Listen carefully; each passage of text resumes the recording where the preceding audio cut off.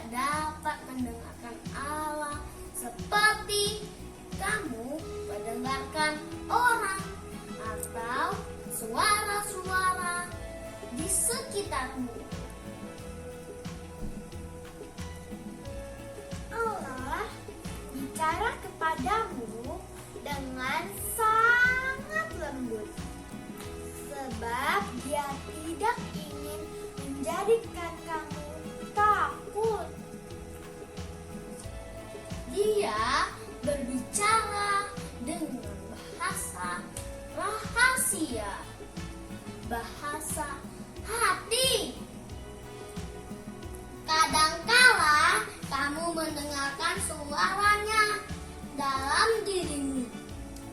Kadangkala melalui sabda dalam kitab suci. Kadangkala dalam peristiwa seringkali Dia berbicara kepadamu melalui sesama. Kadangkala Dia bersabda melalui ibumu yang menghiburmu.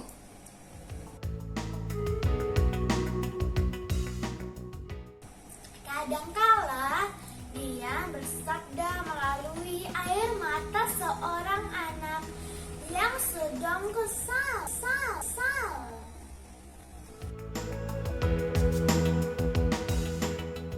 Kadangkala Dia bersabda ketika matahari bersinar dan bunga-bunga bermekaran.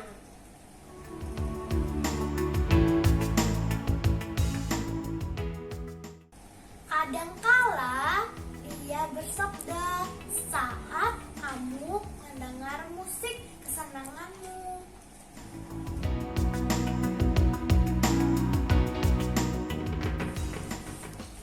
Kadangkala Dia bersabda lewat tatapan mata ayahmu yang bangga akan kamu.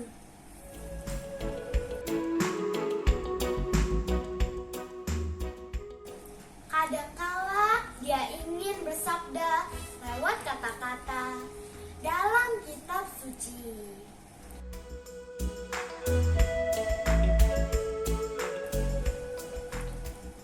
Kadangkala Dia bersabda di tempat tidur saat heningnya malam.